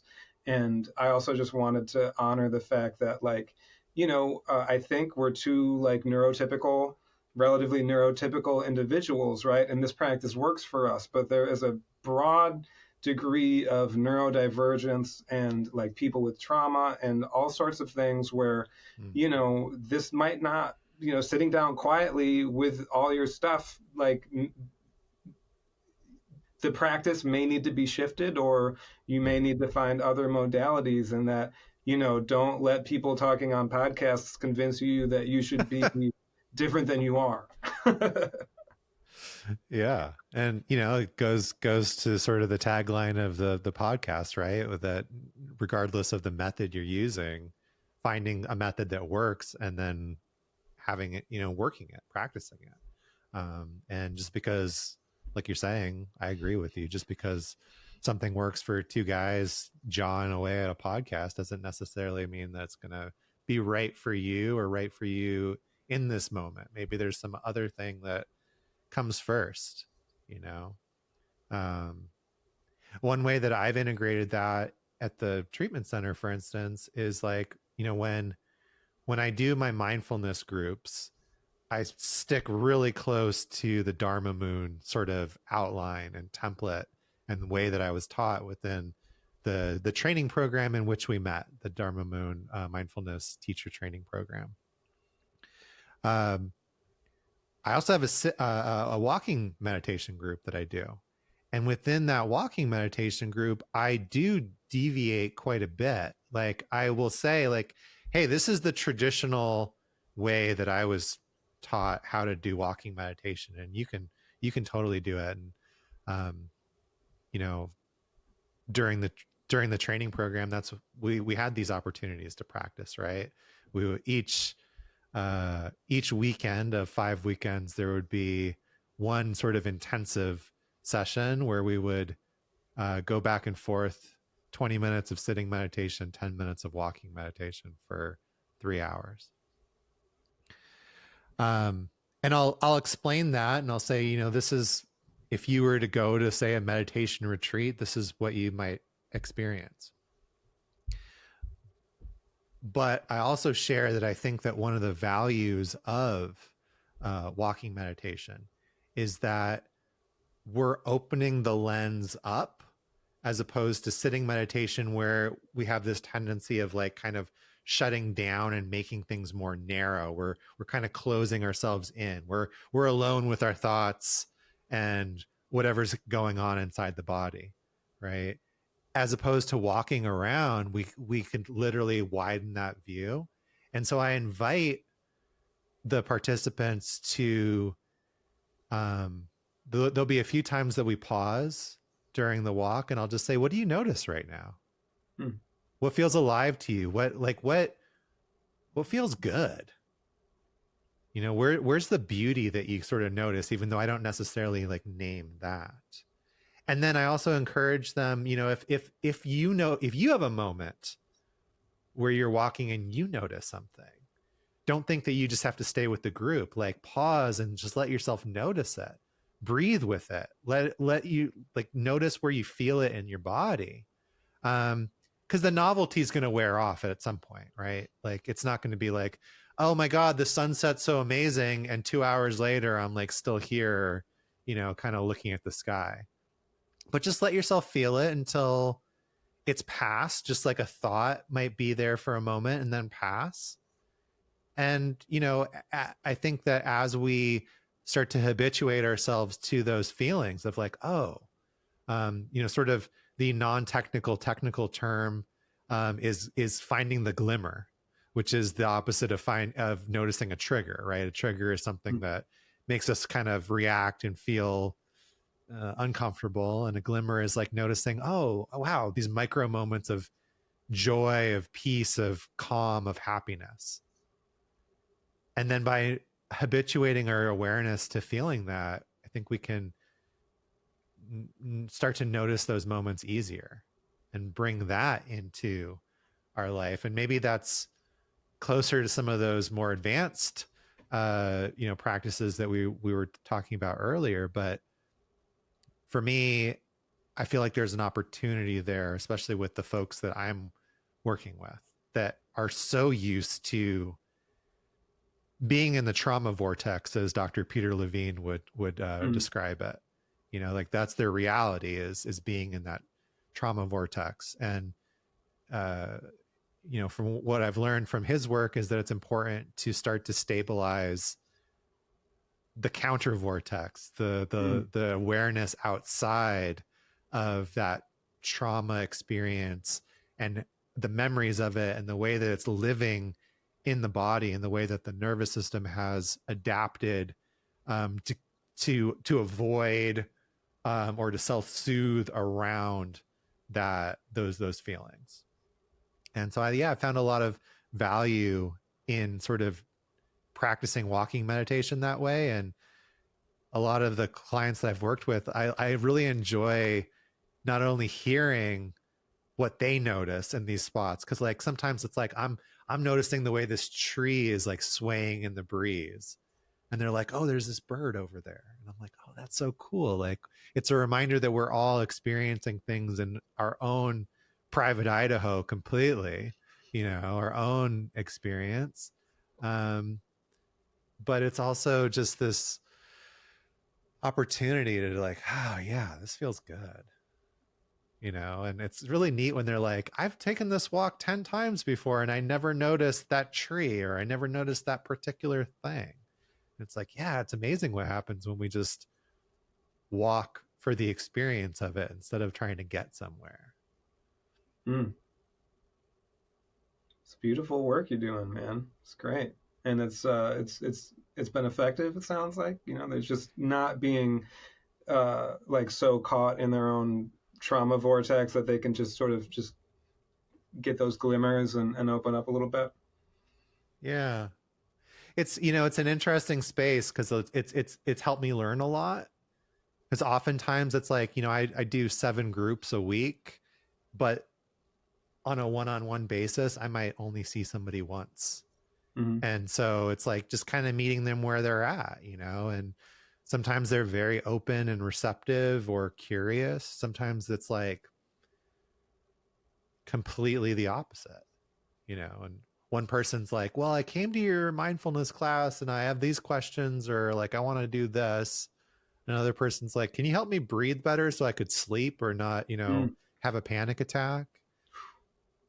And sometimes it's just like noticing those like things that might be outside of that trauma vortex. Oh yeah, that's cool. What was that like? What, like anything. Just throw me a bone of like anything that's like was positive or happy or joyful, or sometimes like a few percent less sucky or painful.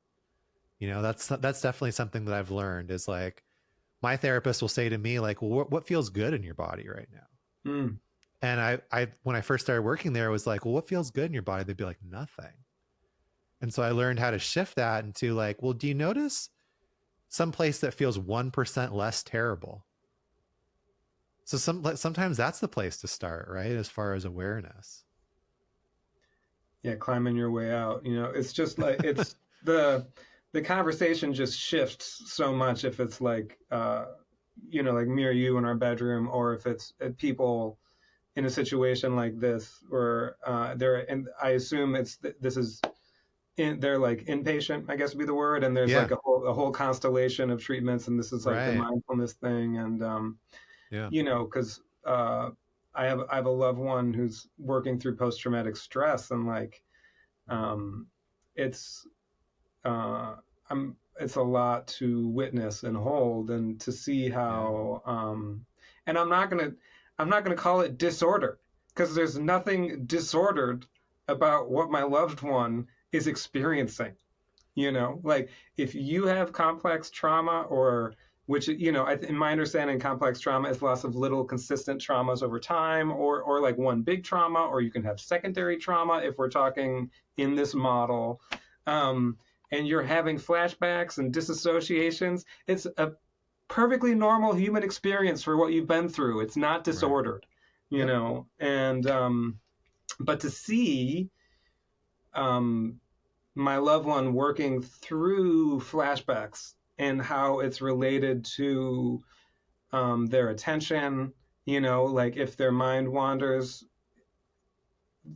it'll just end up wandering back to this incident, and how like, how a mindfulness practice could or might not help that, how you could steer somebody right into that, and how to hold that, and all those things, and like how actually like distraction can be effective for this person for certain parts of their journey, which in like a not trauma informed mindfulness class, you would be steering people away from distraction, right? But like this is in this instance, like that's what this person needs. So just a lot of humility around all this stuff. Yeah, that's been a lot of my curiosity, and was my curiosity, going through the Dharma Moon program, was just, how do some of these different frameworks like overlay onto each other? How can I understand that? And like I know one of the things that David talks about, these three benefits of mindfulness, of gentleness, precision, and letting go. And I've had beautiful moments in my life where there's been something that feels so heavy, and a thought that just like maybe has been living in my mind consciously or unconsciously for years. And that moment when I see that it's just a thought and I can liberate it and I can let it go, is so freeing. And for me, some of those moments have been just kind of laughing at the simplicity underneath it, that like that thing that felt so heavy and so hard to let go of,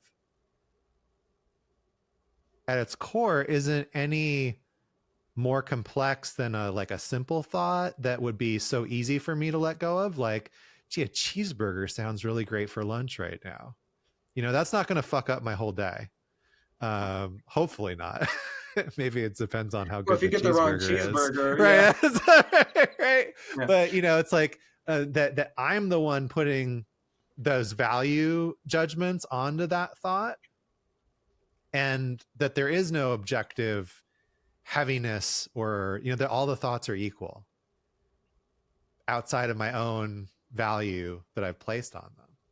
And those moments of realization and sort of liberation are, to me, like some of the most beautiful moments of why I continue to practice mindfulness, and why I feel excited and grateful to teach others and to share it with them. Anyway, thanks for coming to my TED Talk on the benefits of mindfulness. Well, I think like thoughts that stick around, it's interesting. I think it's a couple points, even in the psychological literature, I think it's like Williams James. It's like if you look at thoughts, or even like phenomenologically, whatever that means, thoughts are like a relay race, and there's space in between them, right? So that thought that's sticking around is like the baton is being handed from one thought to the next thought through time, you know. Yeah. But then our thoughts and our emotions fuse, and they become an environment. Now that environment is like a bigger weather system, and that might stick around longer. And that weather system might be attached to some deeper rooted things within your psyche, your being. So it's important to say that letting go is not repressing. We're not or bypassing. Yeah. So like not ignoring, not like clinging to, and not repressing, right? And just being with it. And some things take longer. Like a thought or something self-liberating is the most advanced practice, and then like before that, there's transmutation, like finding the wisdom and the clarity within the challenging thought or energy, and, tipping it towards wisdom, compassion, and skillful means. But this last week, I heard the best, like for the challenging things. And just because we let something go doesn't mean it's going away, right? So like another one of Lama Rod's practices is snowal. It's not as elegant of an acronym as like Tara Brach's rain and after the rain, but it's good. It's like, if something arising is challenging, see it, name it, own it, let it go, and let it float. I think the let it float part of the instruction is very practical, because we can fool ourselves to think that, I can just let go of this thing, and it's gonna be in your environment. It may be in your environment for a while, right? Just because we have to let go of things over and over again, just like we let go of our toothbrush every morning, even if we shouldn't let go of our dental hygiene regimen. Yeah. Well, and to go back to something that you said earlier about your relative that's going through the PTSD, healing process. One area that I've found where the nervous system and trauma sort of frameworks and mindfulness frameworks can really overlay on to themselves really well is that the things that have been hanging around make sense based on the experiences that we've gone through. And that once we're coming from a place where there's not a disorder, that whatever is happening makes sense. For me, it takes away that shame and guilt narrative that's happening internally around the experience that I'm having. So that's the nervous system perspective. And the mindfulness perspective would say, just experience what's happening as what's happening. Don't add on anything, right? Don't add more layers or more narratives. And as we become habituated to just watching the breath and the play of thoughts within the mind, we start to see how we're adding those additional layers. We can go, oh, aha, here comes shame. Like,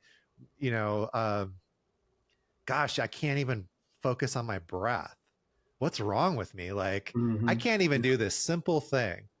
What an idiot I am. And then on and on and on and on. Instead of just being like, oh, I lost my train of thought, I can say, thinking to myself, and gently and precisely come back to focusing on my breath, right? To me, those two concepts overlay onto each other so well and make sense. And it's a much gentler way of relating to myself than I have a disorder.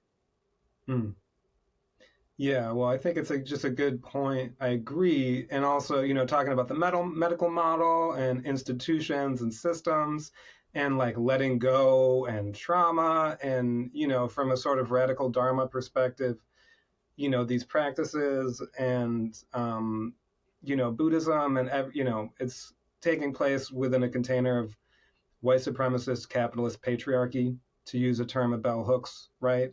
And so that like these are causes and conditions that marginalize and cause harm, and to just, and the, one of the um, shortcomings or part of what the harm of the medical model that's arisen within that is that it locates the trauma, it locates the pathology within the individual. And we are in a system of institutions and a culture and a history and this inheritance. So these conversations, especially in white spaces, like I think it's just important to name those things. And like from, if we're going to talk about like a Mahayana, like bodhisattva kind of thing, that's where like we need to sort of divest from these harmful systems, and that takes time, and try and minimize harm individually and collectively. Oh, well said. That's certainly a big conversation. Yeah, and I'm an amateur at it, and that's part of my privilege, But I just, I think especially if we're talking about pathology and these kind of things, it's important. It's important to name, and that's part of my practice. Yeah. Thank you for naming it. Well, I wanted to leave a little bit of space for maybe what felt alive to you as your vital point. And I thought I had a chuckle to myself after you and I had a brief call yesterday, because and the chuckle was around thinking about what a wonderful dynamic you and David have on the podcast, the creativity, spirituality, and making a buck podcast that you co-host with him. When David was on the podcast, it was like right out the gate, well, if we're going to talk about the vital point, it's going to be a really short podcast. and then you shared with me like this whiteboard of sort of train of thought that you're thinking and contemplating about what the vital point would be, kind of led you down. And I thought, oh, see, this is why they work so well together, is those two sort of opposite forces like pulling and interacting with one another. And I hope that you can accept that in the spirit in which it's offered. I might be completely off, and I apologize if it doesn't land. But that was just my observation that I thought was wonderful. So, with all that said, what would your vital point be here in the here and now? Just for me right now, and also maybe we could somewhere on the video portion of the podcast include that picture of my contemplation of the vital point, because it looks like the meme of the like It's Always Sunny in Philadelphia guy like doing the right. It's just like it's this Carol. Yeah. So yeah, for me right now, and it's appropriate for a musician, and it's just listen.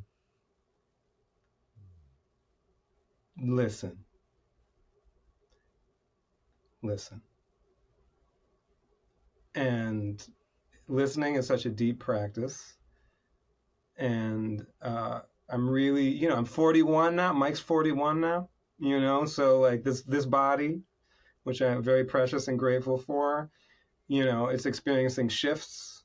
And like, so really like listening to my body, and so receptivity, right? All of our sense perceptions, the totality, listen to that pure voice that arises ever so faintly, that fear clogs your ears, listen to my body and learn how to rest appropriately, so that I can continue to hopefully do work in the world that's of benefit.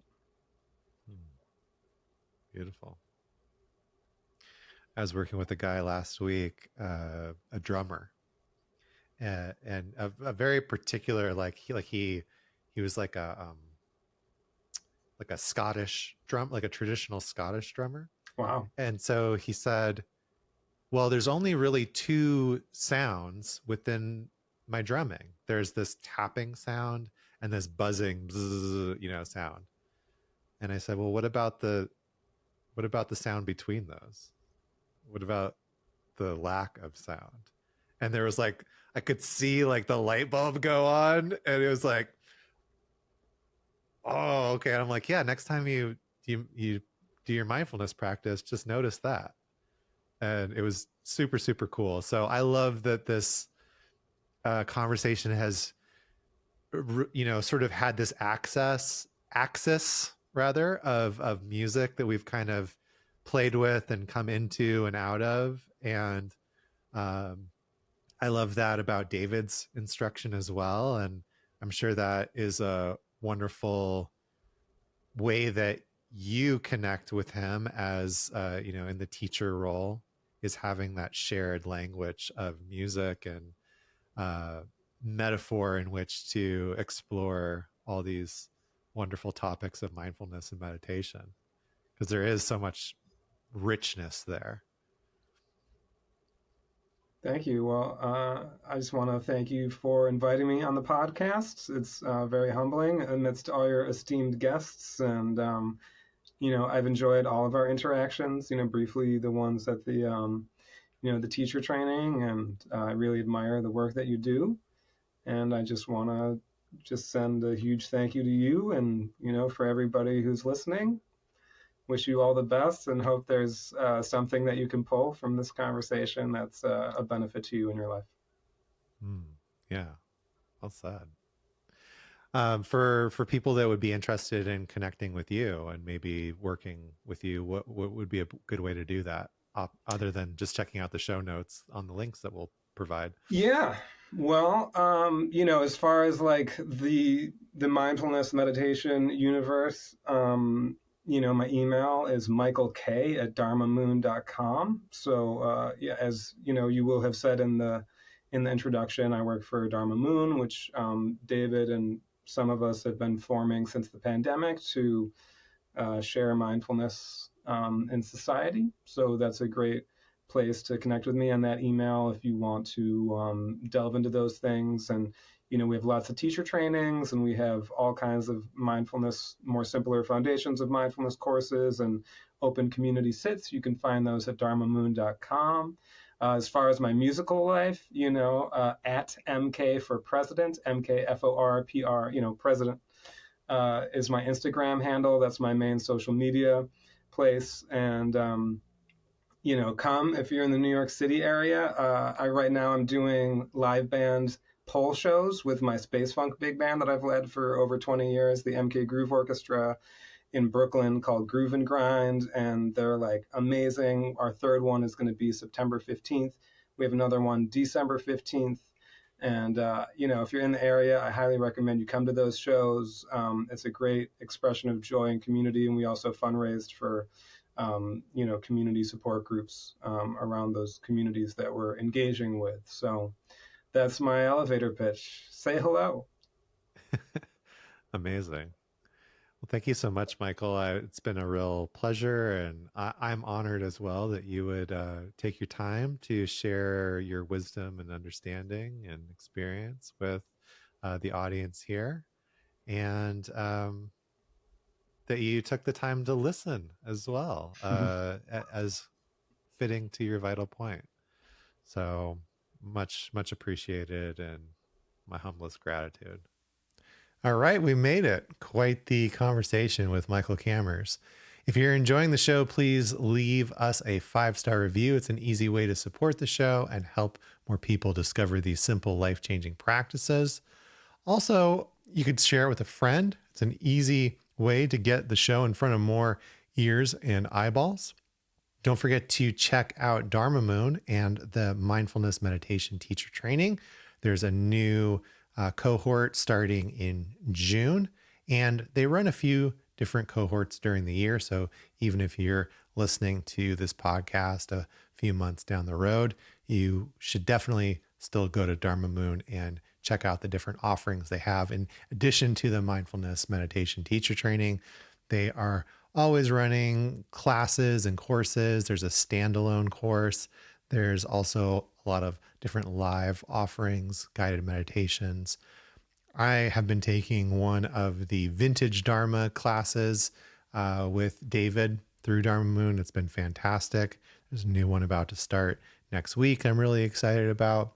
You can connect with MK on Instagram at MK for President or his website, www.mkmkmk.com. Also, make sure you get on the email list at bluemagicalchemy.com to be the first to get updates, exclusive content, and insights delivered straight to your inbox as a way to say thank you for joining and connecting. You will get a free guide to breathwork for integration as a way to show my gratitude for your support. Remember, it's not about the method you choose or the pace at which you travel. The vital point is to consistently show up for yourself and practice. As the saying goes, it's not the destination, but the journey that truly matters. And I'm honored to accompany you on yours. Please don't hesitate to reach out, connect, share your journey, the successes and challenges alike. I'm just an email, a DM, or a review away. Let's journey, grow, and transform together. Thanks so much for tuning in. Until the next episode, keep exploring, keep growing, and above all, keep practicing, because that's the vital point.